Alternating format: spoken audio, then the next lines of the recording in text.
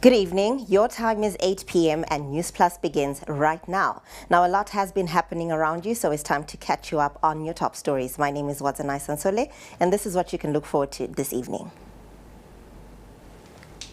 President Mnangagwa today presided over the burial of national hero Victor Panganai Kuretu at the National Heroes Acre, where he called on all Zimbabweans to put their shoulders on the wheel and work for the country's development. That story coming up here on Newsplus. We shall also look at how your local authorities rank in terms of service delivery. Stay tuned for a detailed report on Council's performance ranks coming up later in the bulletin. In our Crime Watch, we give you details on a story where a man killed his son following a dispute over $1. And in sport, Warriors star Tawanda Maswanise has signed a contract extension deal with his club, Motherwell. And now a closer look at our top stories. Zimbabwe's leader, President Emmerson Mnangagwa, has called on Zimbabweans to unite and play individual roles in developing the country. He was addressing mourners at the burial of the late national hero, Victor Panganai Kuretu, who passed on last week after a short illness. Our reporter Sharon Munjenjema has more details. Barely a few days after Zimbabwe commemorated the National Heroes Day, another hero has fallen. A former political prisoner during the liberation struggle who continued to serve Zimbabwe post-independence as best he could.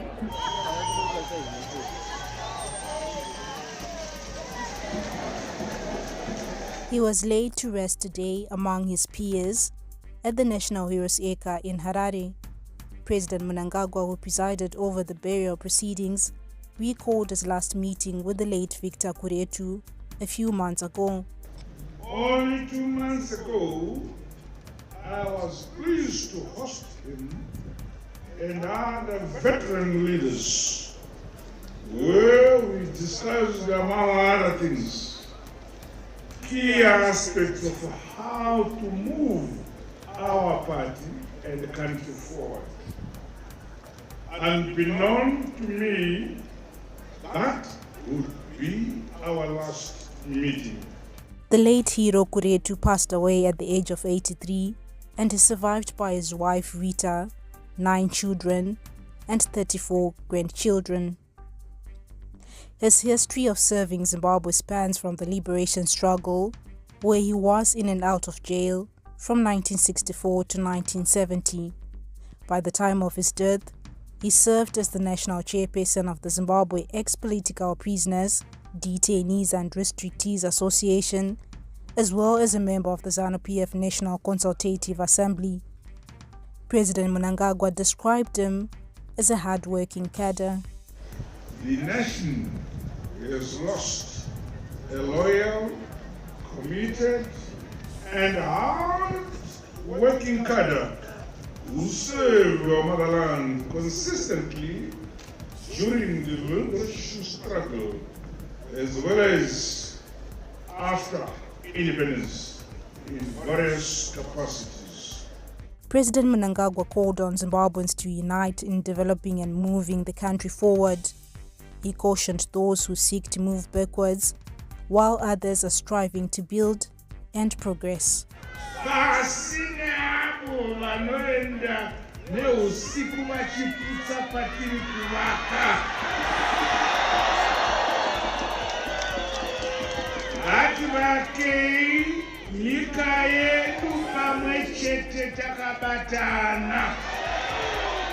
While the nation mourns a politician, the family of the late Victor Kuretu grieves the loss of their pillar. The late hero's daughter, Precious Kuretu Mtisi, spoke of the shock the family experienced at his departure after such a short illness. His passing came so suddenly. Just days ago, he was with us, smiling, speaking, guiding.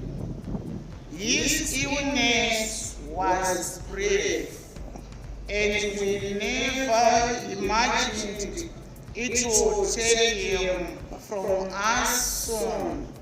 Apart from government officials, family and friends of the Kuretus, the burial was also attended by hundreds of mourners from ZANU-PF and other circles. Shera Munjenjema for SATN News at the National Heroes Acre.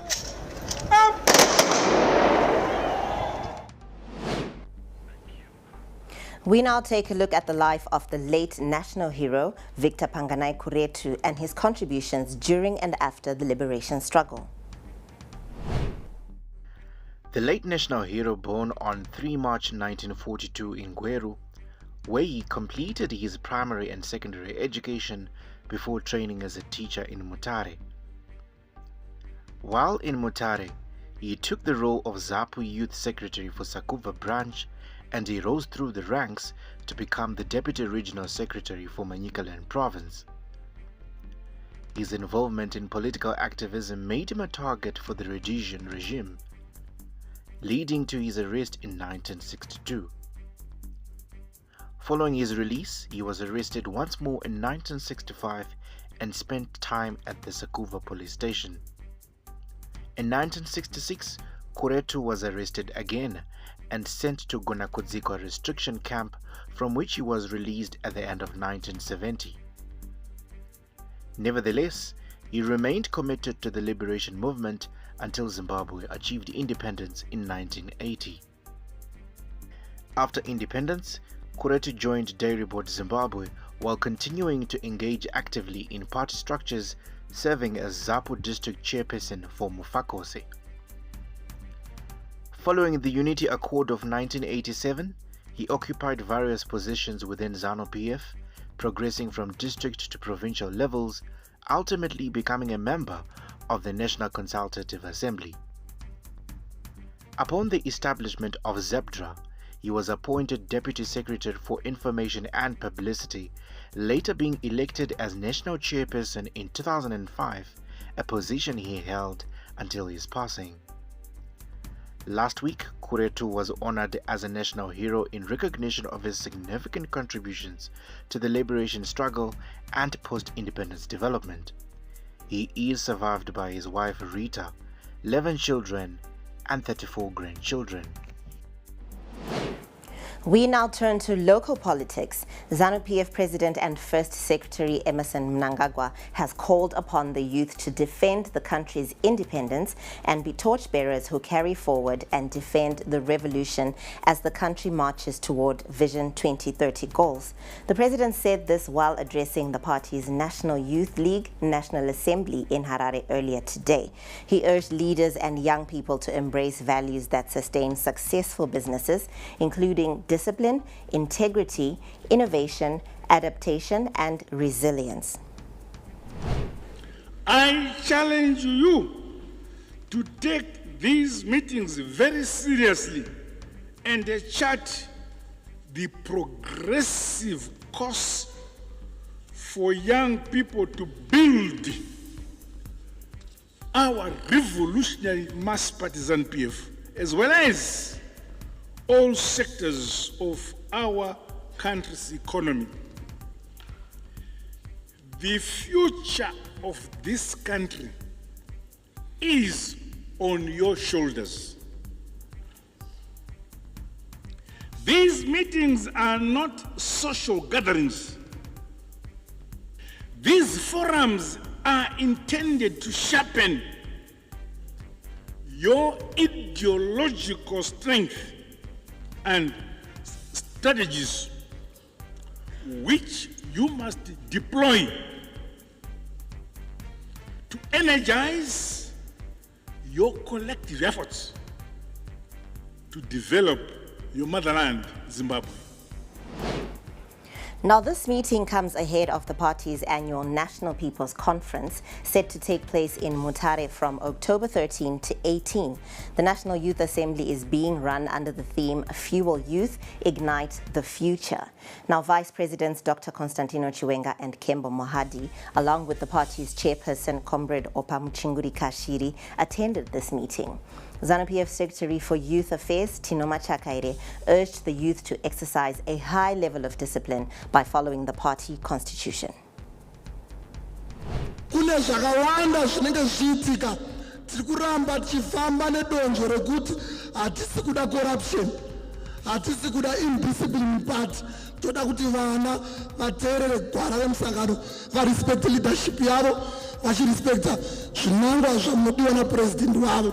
Your Excellency, kune zvinodhaka zvinotorwa nevana. Toda kuti shamu yenyu nemunyu ishande, nekuti vamwe vacho vari kutora zvinodhaka, vamwe vatinenge tichitoziva asi vari kuti vakasungwa mangwana vabuda vakudzokera mumastriti vachitengesa. Saka toda kuti Your Excellency, mutemo uite basa rawo, so that basa renyu rekusimudzira nyika rienderere mberi.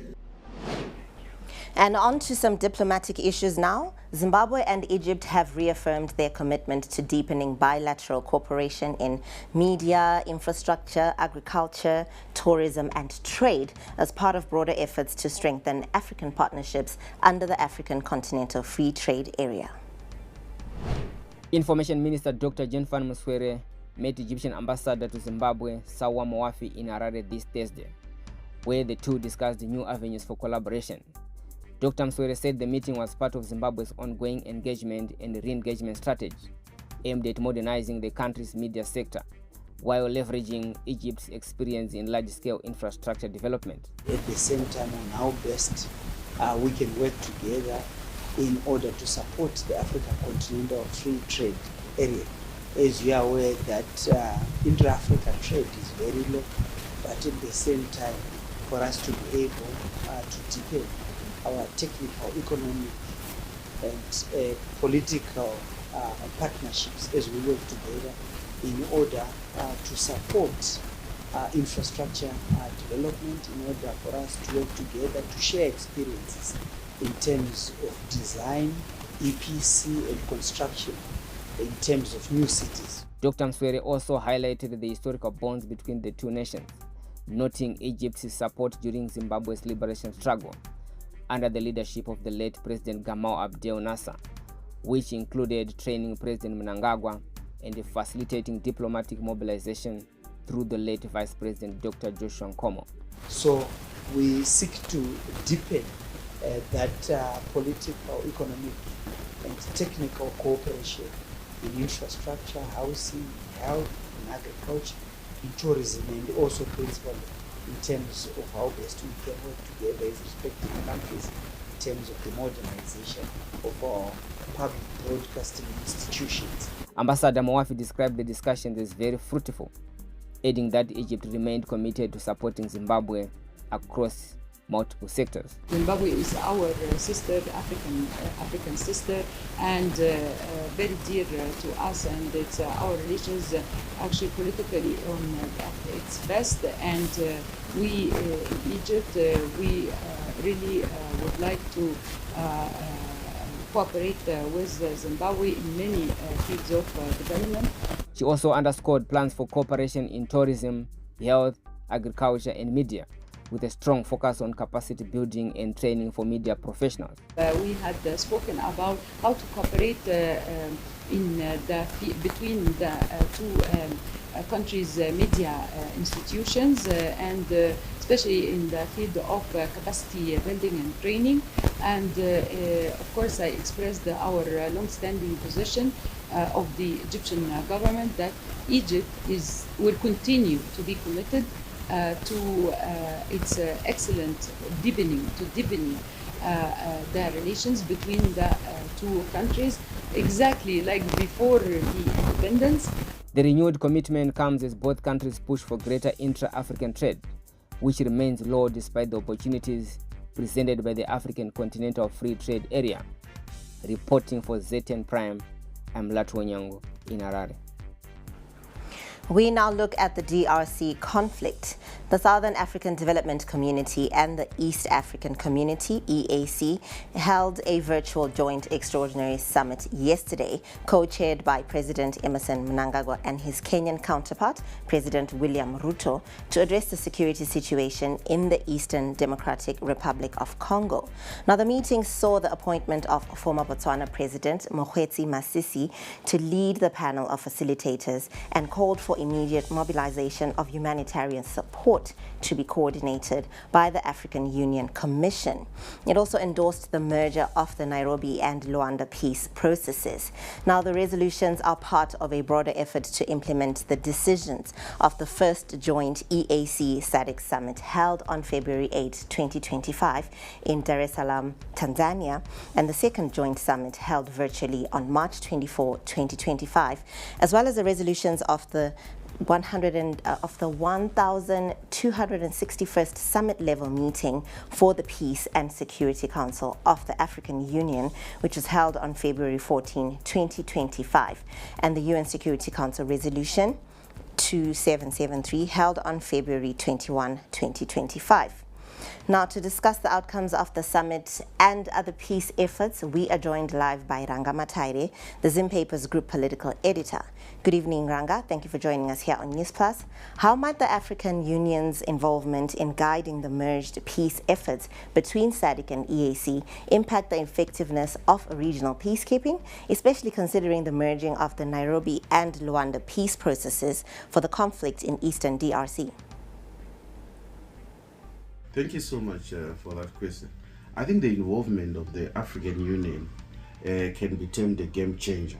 It's a game changer in the fact that in the history of this conflict, we have never had a situation where there have been two regional blocs, SADC and EAC, having a joint meetings to try and establish or find a solution to the conflict in the DRC. But the involvement of the AU now becomes a game changing because the AU is the continental body. It kind of uplifts or amplify the issue to international levels. As you know, the AU is the continental body.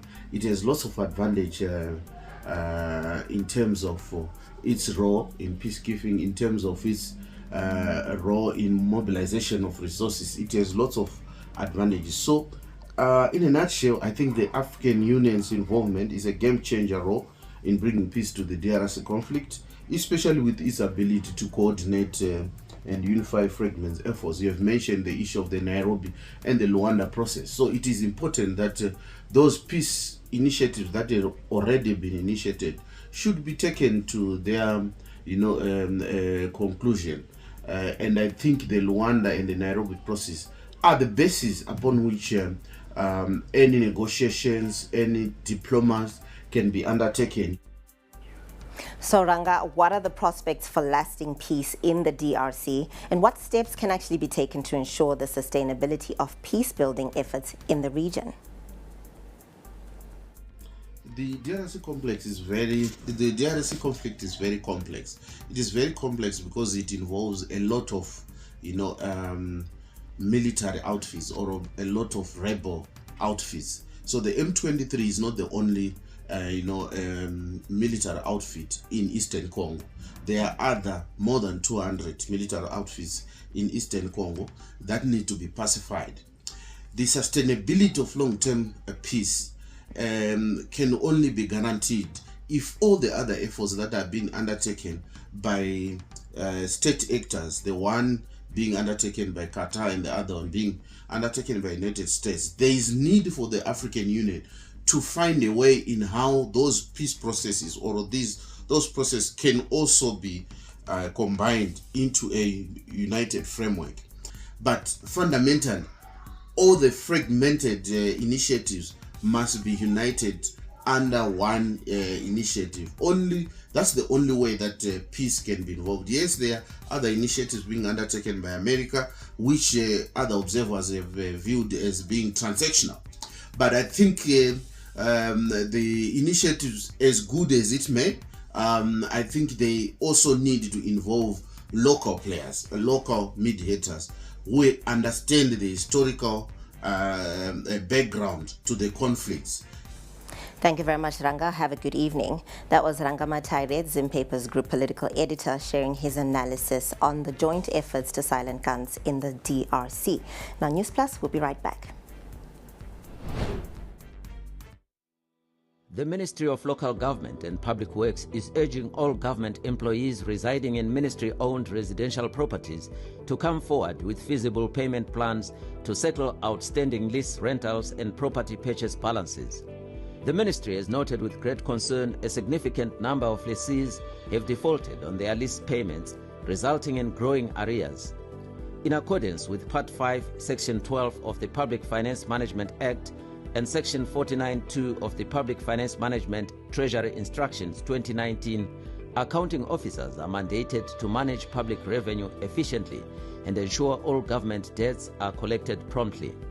To support recovery efforts and give tenants a fair opportunity to regularize their accounts, the ministry is offering a grace period up to 30 September 2025 for affected individuals to approach the ministry and submit realistic and acceptable payment plans. Failure to comply within the stated timeframe will result in the cancellation of lease agreements in accordance with Section 22 of the signed Memorandum of Agreement without further notice. All affected tenants are advised to contact Mr. C. Gova, Chief Accountant, Revenue, on 0773 794 323 or 0714 150 141, 16th floor, Mokwati Building. The ministry urges all relevant parties to take this notice seriously and act promptly to avoid further action. For media inquiries, please contact Communications and Advocacy Department, Ministry of Local Government and Public Works, or email comsandadvocacy1@gmail.com, or call +263 0242 703 502 or 0712 807 566.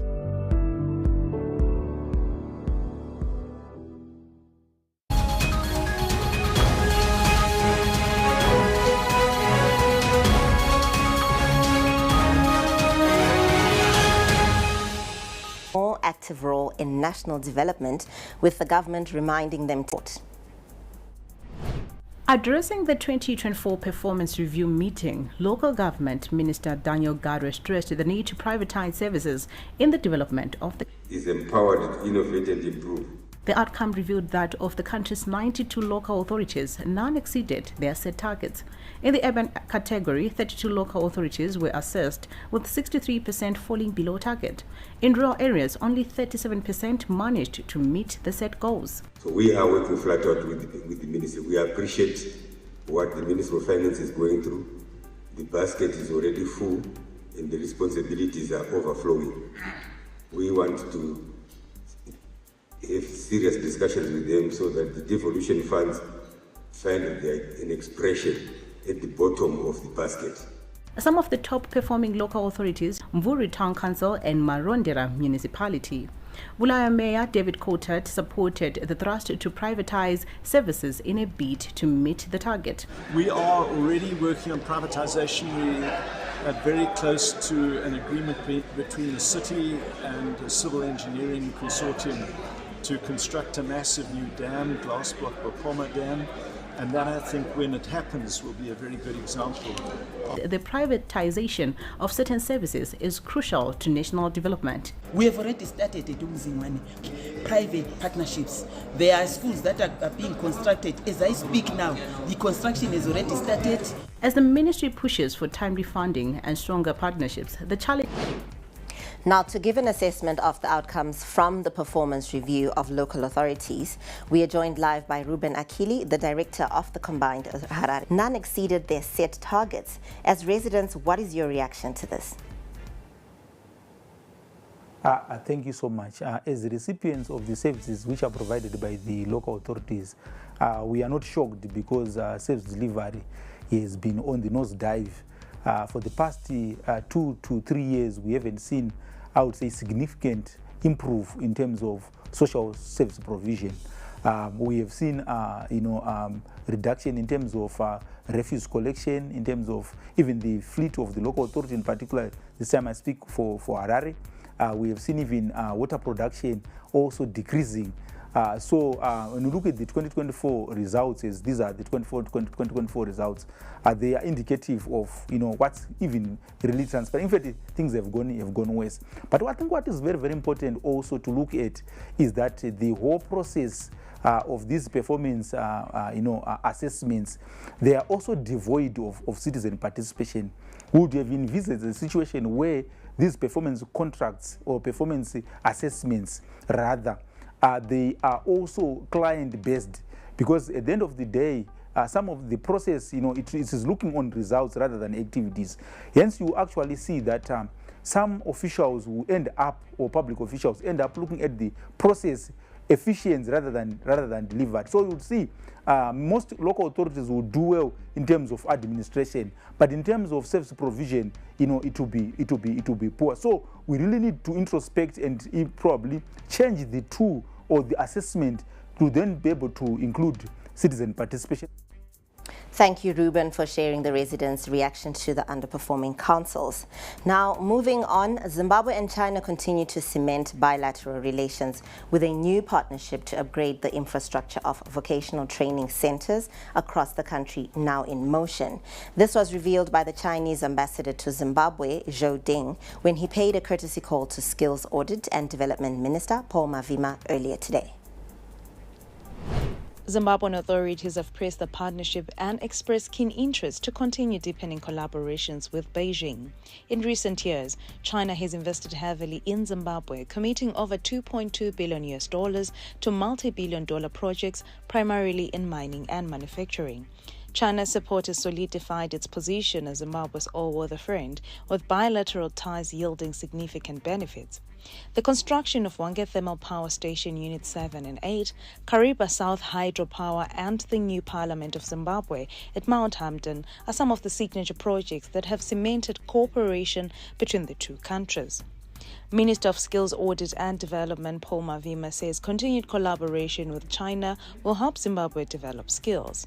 It will be very, very, very beneficial to Zimbabwe to continue to collaborate with our all-weather friends in China, get some technical expertise in undertaking our audits, but also collaborate in the development of the skills that we need.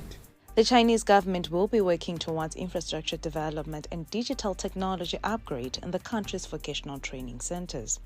The development coincides with the growing technological cooperation between Beijing and Harare, as the Chinese embassy in Zimbabwe is set to hand over Phase 2 of the high-performance computer center at the University of Zimbabwe this Friday. We will do our best to help the vocational training center to upgrade their infrastructure, and also we will agree that we will focus on digital technology. The minister commended the commitment to improve technology upgrade, describing it as a timely boost to the country's digital transformation agenda. We are pushing on issues of digital skills, and this is an area which we can also benefit from. The collaborative efforts between Zimbabwe and China will play a critical role in supporting advanced use of technology and innovation across various sectors, which will ultimately enhance skills and boost the country's economy. For ZTM Prime, I am Sitajisiwe Gwaza. Government reaffirms commitment to war veterans' welfare. That story right ahead.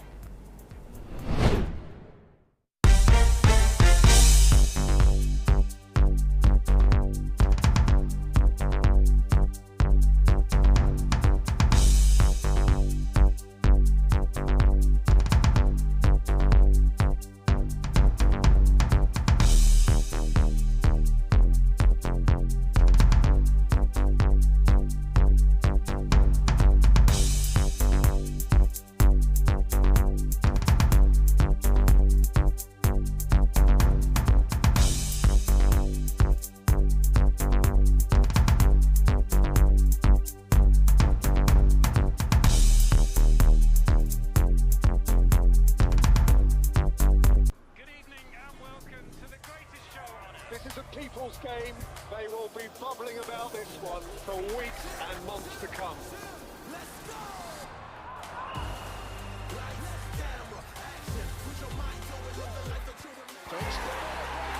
Wherever you are, whatever your reason, it's on SuperSport all season long.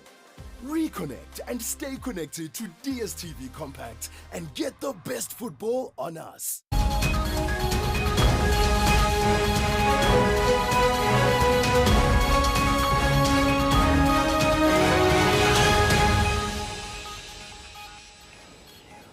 Welcome back. Thank you for staying tuned to Newsplus.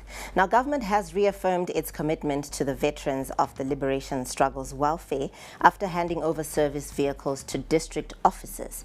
Veterans of the Liberation Struggle Affairs Minister Monica Mafunga, who handed over the vehicles, implored the officers to be responsible and strengthen service delivery in the welfare of the liberation struggle communities. Ndoma DFOs vatunganiza pano tine chinangwa chekuvapa zvikwanisiro kuti vakwanise kuita basa ravo. Apa takanangana nezvikwanisiro mota zvekufambisa. Munoziva musi wa6 June President vakatipa mota kuti tipe kuma DFOs edu kuti vakwanise kunosvikira kuma comrades ari kunzvimbo dzakasiyana siyana. Vamwe vanenge vachirwara, vamwe vanoda kuitwa mapepa avo ezvikoro, vamwe vanenge vafirwa, vamwe vanoda kubatsirwawo kumabasa avo ezveupfumi. Zvese izvi DFO kuti akwanise kuzviita anoda mota yekufamba nayo. Saka President vatipa mota idzi takada kutanga taona kuti ma-DFOs edu sezvo vachishandira kunzvimbo dzakati ipe migwagwa vakwanisa here kudhiraivha zvakakodzera, vapiwa here zvitupa zvehurumende zviya zvekuti vakwanisa kudhiraivha mota yehurumende, uye nekuonawo futi kuti mota dzedu dzacho tadziita kuti dzizivikanwe kuti imota dzehurumende. Some of the district field officers hailed government for the initiative, which they say will help improve the welfare of war veterans, detainees and restrictees, non-combatants, war collaborators and war victims. Yes, aiwa zvarongeka taakuchimhanya chimuti tichinyatsoita basa sezvazviri. Tine war veterans edu vamwe vacho vari kunzvimbo dziri kure dzokuti kana akarwara tanga tisingakwanisi kusvika ikoko, saka iye zvino zvava easy kuti tikwanise kuenda tichisvika ikoko. Mumaschools wo takwanisa kufambira maschools tichiona vana vedu vema-veterans of the liberation struggle. I am very happy because chiri kunofollowa mandira yapresident yokuti leaving no one and no place behind. Tanga chikundikana kupinda kuma-areas edu akawanda, asi nechimiro chavepo iko zvino tave kukwanisa kusvika every corner of my district. Saka tingati chiitiko chiri kufadza zvikuru. Tingati sokutaura kwaita minister, it's a tool of service inotibetsera pakufamba kwedu. Now up next is today's court update with Yokai Karingezeka.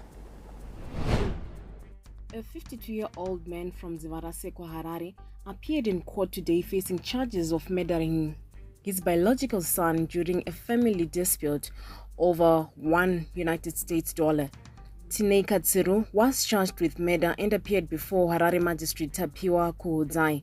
He was remanded in custody until August 27 and advised to apply for bail at the High Court. The court said that the altercation began when the accused son, Clive Kudzai Ishe Katsiru, was assaulting his uncle who is visually impaired. Clive had borrowed $1 from his uncle, and the dispute escalated when their father intervened to stop the assault. A heated argument erupted, culminating in Tinei allegedly stabbing Clive in the stomach with a knife. Clive was rushed to a hospital where he was pronounced dead upon arrival. Moving on, socialite Millicenta Kudzwa Chimonyo, popularly known as Maloti, appeared in court today charged with cyberbullying. She was granted $100 United States bail by Harare magistrate and is set to return to court on September 19.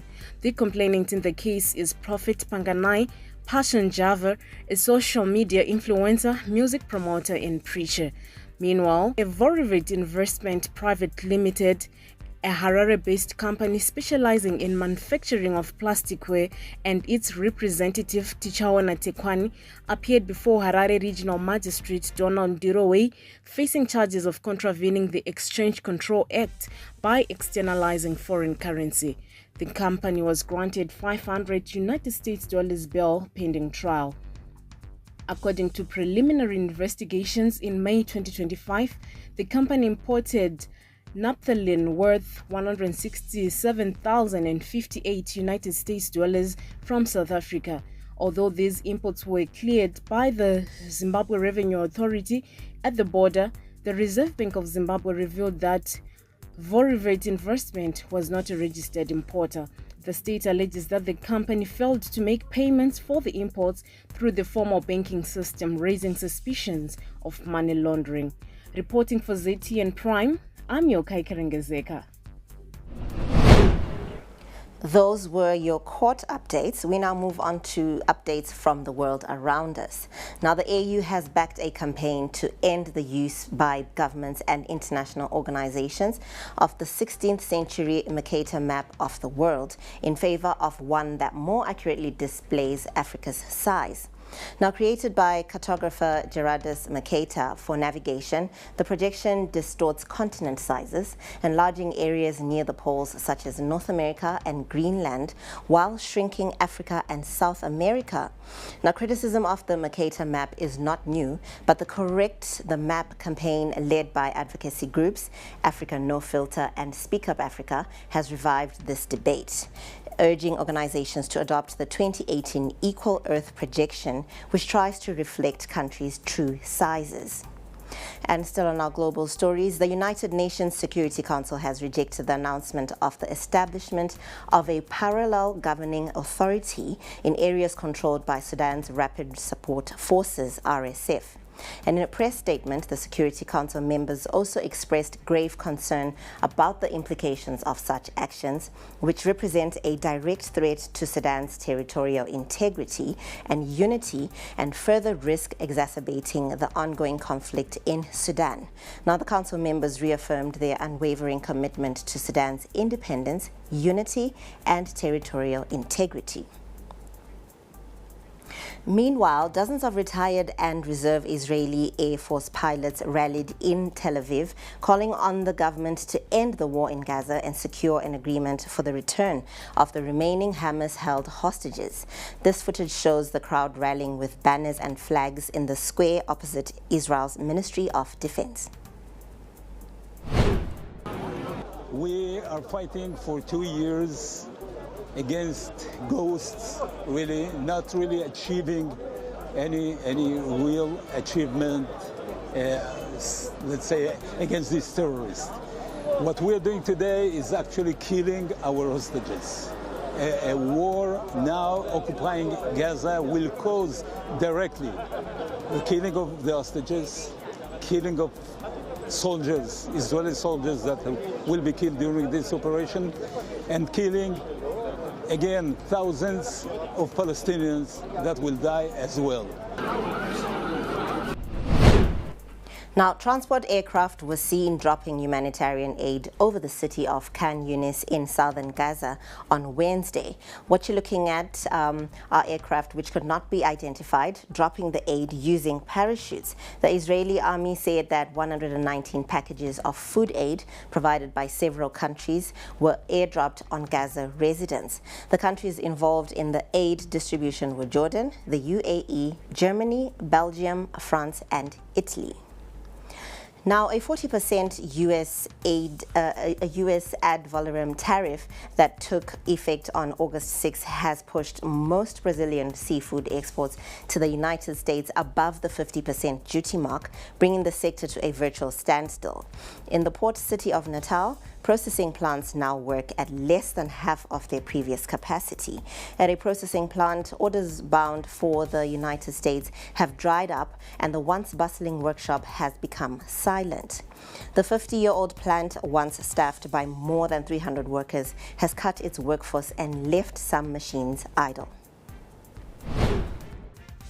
Aqui é a sala de processamento que a gente processa todo o peixe destinado aos Estados Unidos. Então o que acontecia antigamente? O peixe que a gente descarregava pela manhã, na outra manhã ele já estava em Miami para atender o mercado. O nosso produto tem uma perecibilidade muito alta. Hoje, como vocês podem ver, está tudo parado. Now, coming up on business, businesses implored to seize export opportunities in Angola.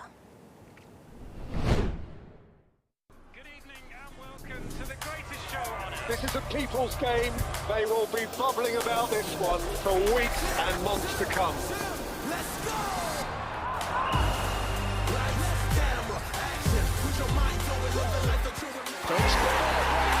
Wherever you are, whatever your reason, it's on SuperSport all season long. Reconnect and stay connected to DSTV Compact and get the best football on us. Two fans, one game. One of them paid for quality, the other didn't. ZTM Prime now offers premium live Premier Soccer League matches behind a paywall. Skip the stress. Watch your team in high definition, uninterrupted and in real time. ZTM Prime are paywall matches because real fans watch live.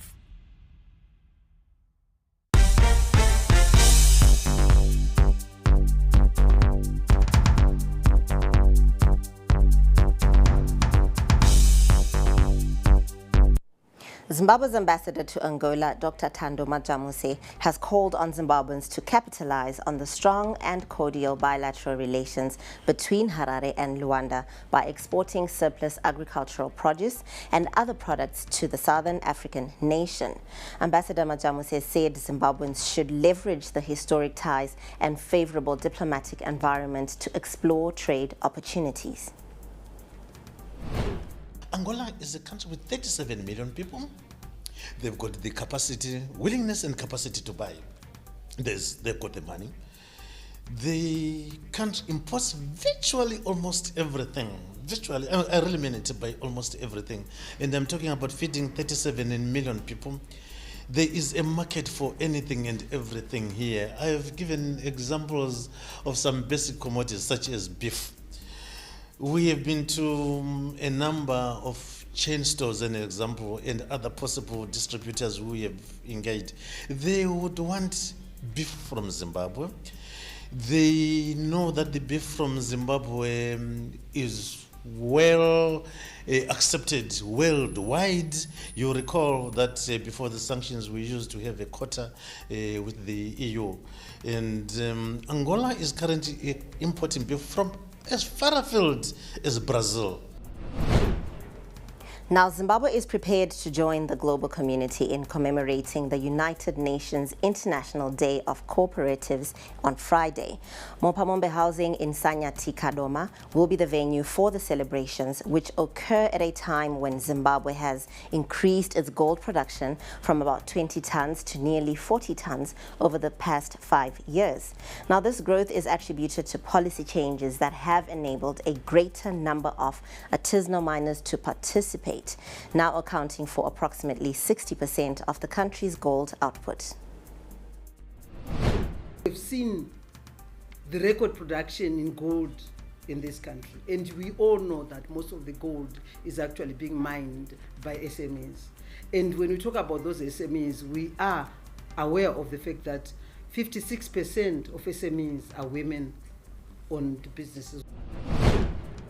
The Victoria Falls Stock Exchange, VFEX, is preparing to introduce digital assets as part of its diversified investment portfolio in a move aimed at broadening market participation and aligning with global financial trends.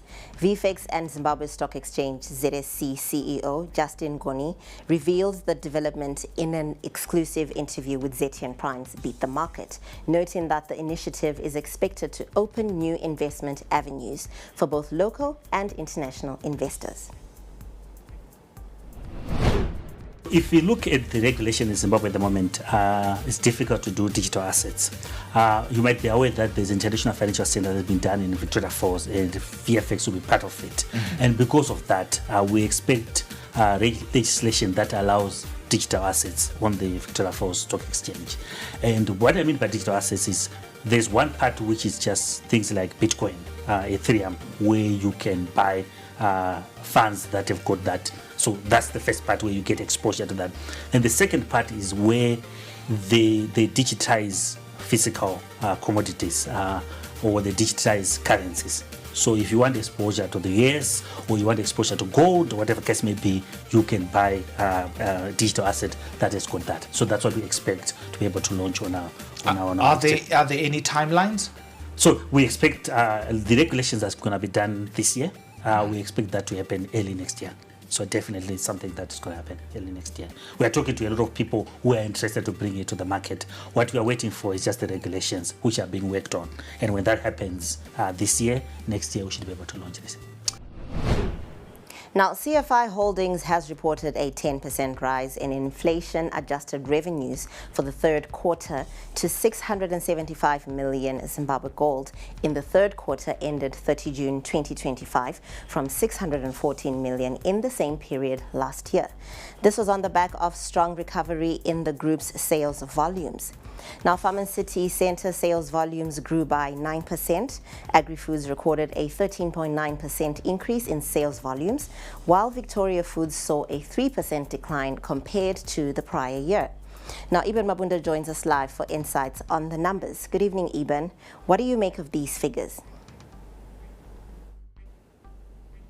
Well, good evening. Some strong numbers there coming from CFI Holdings, of course, on the back of a recovery in the country's agricultural fortunes. This, of course, against the backdrop of an El Nino-induced drought in the 2023-2024 agricultural season, a rebound in the 2024-2025 agricultural season, hence the growth that's been registered, starting, of course, with the Farm and City, which of course is an agricultural focused business unit which has seen almost a double-digit growth where the volumes were concerned in this particular quarter. The same as well could be said about Agri-Foods, which is again one of their key business units which has registered a growth owing to increased demand coming through from the farmers, where the different products that are on offer, where these two business units are concerned. Of course, this applies for the wheat, of course, farmers. This is also applicable where the maize farmers as well as the traditional grain producers were concerned, not forgetting the tobacco that has registered record high volumes in the 2025 tobacco selling season. So hence the strong numbers that we're seeing. However, you've got the other unit which has not registered as much of a growth, which of course is Victoria Foods, owing to a slowed start to the commencement, of course, of the 2024-2025 of course planting season, especially where maize was concerned, hence the figures that we're seeing there. Now, Eben, CFI is under the Mutapa Investment Fund. What does that mean for the group's outlook? Well, the backdrop would be that early last year, government acquired a 34% stake in the controlling company that, of course, had a significant shareholding in Zimre. And Zimre, through its investment vehicle Starlab, also has a controlling shareholding in, of course, CFI Holdings.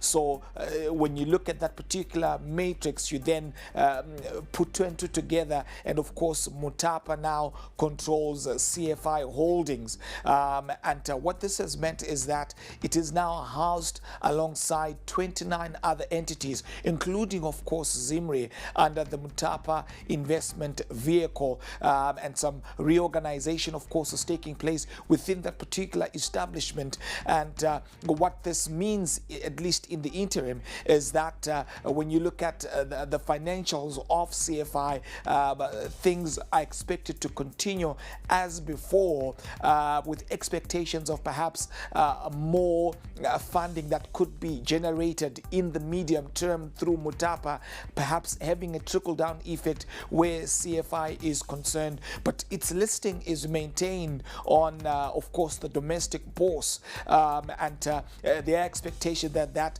particular position should again be maintained. There are no indications at this point by the major shareholder Mutapa interfering or tampering with the state of affairs where CFI is concerned. So it remains a going concern and expectations that there should be avenues for more investor funding coming into CFI Holdings, at least in the medium term.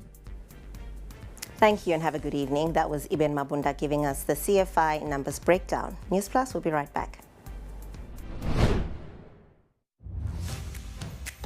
Got some questions about Showmax? Well, we've got the answers. What is Showmax? Showmax is not a TV channel. It's a streaming service with tons of hit series, movies and more. Plus, Premier League live on mobile. Just pick what you want and hit play. No schedule or airing times. With Showmax, you watch what you want, when you want, and where you want. For any other queries, find us on Facebook, X, Instagram, or TikTok.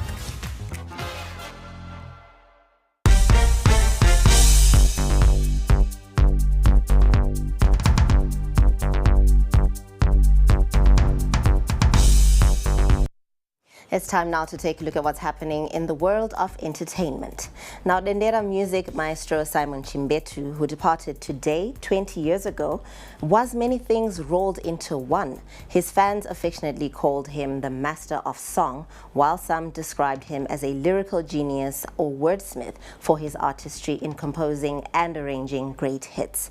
Now, Chimbetu, also nicknamed Chopper by his legion of fans and admirers, was a multilingual artist who composed and sang melodiously in Shona, Ndebele, Chewa, Swahili, and English. Chopper was a trendsetter, always smartly dressed on and off stage, and had a charming stage presence and captivating dance moves during live shows, which rubbed off on his band members. Not 2 decades later, the Dendera beat plays and his memory lives on.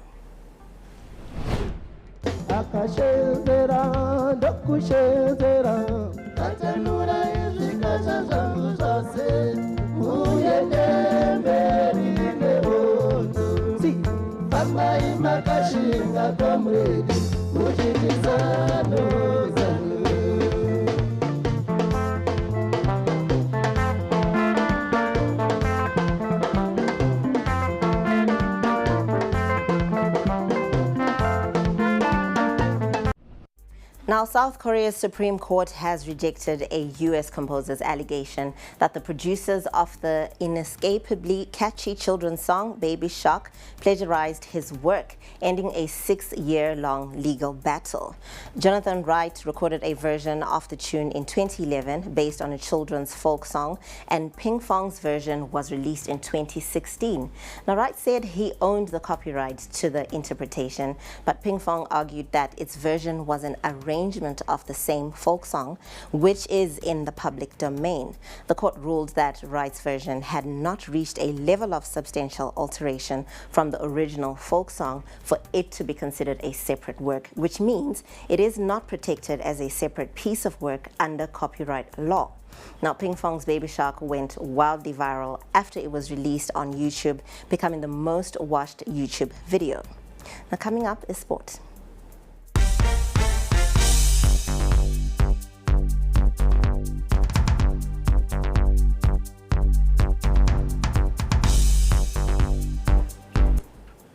Warriors forward Tawanda Maswanise has extended his contract at Motherwell. The 22-year-old Zimbabwe international has penned a new deal that will see him remain at the club until end of the 2026-27 season, with the club holding an option of a further year. Now, manager Jens Bethel Askew says the Zimbabwean's speed and aggressiveness pose a constant threat to any defense in the league. He added that he will be an important and decisive player for them in the season ahead, and they are delighted to have extended his contract. Maswanise has made a great start so far, scoring 4 goals in the group stage of the Premier Sports Cup.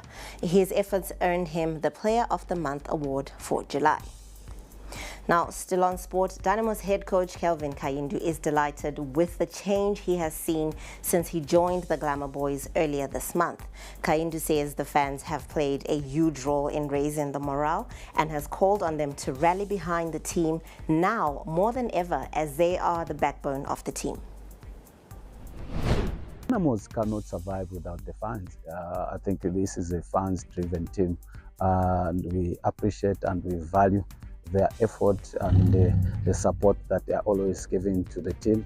I know most of them have been disappointed with what has been happened, and also the predicament where Dynamos is. I've met a number of them that have said they are no longer coming to the stadium because of the team, the way it has been performing, but others are slowly beginning to trip and say we are coming to support the team. Dynamos is Dynamos, and we appreciate the support so far. From the last game that we played at home, we saw an improvement in terms of attendance. We saw also the crowd that followed us against the Zimbabwe, and also the way we could see how they were celebrating. I think they have missed that kind of passion, but we really want to thank the supporters, those that have remained loyal to the team and have been supporting, even those that are still coming back, even those that are still doubting that Dynamos cannot be Dynamos without the fans. We are still urging them to come and support the team and give the team confidence and just to keep on supporting them.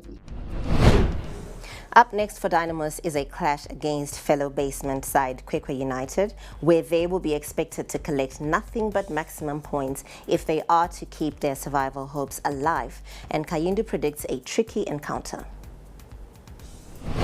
It's our away fixture. I think quite a tricky fixture, both teams that are at the bottom of the log. In terms of our preparation, we only have Frank that is not available for selection this week. Temptation that missed the game last weekend is back in training. From there, we just finished our morning session and we have been working extremely hard, preparing for the game that is coming. It's not going to be easy. We know how strong and unpredictable Kwekwe is or what they can do. We are most working on trying to work on complacency. Complacency may be our biggest enemy, but if we focus and probably put up the performance that we showed against the Zimbabwe, it may make our job slightly easier. Now, former Dynamos captain Desmond Maringwa has been appointed as the new vice president for the International Federation of Professional Footballers, Africa, on a 4-year term. The former Dynamos midfielder will deputize former Real Madrid player Jeremy Njitab, together with 2 others in the 4-member board. Maringwa, who is also the Footballers Union of Zimbabwe president, is currently in Cairo, Egypt, where leaders from different countries are meeting to elevate players' conditions across men's and women's football in the African continent, as well as amendment of the statuses to meet global standards. And that wraps up what we have for you on tonight's bulletin. Thank you very much for watching. My name is Wadzanai Santole. Have a good night.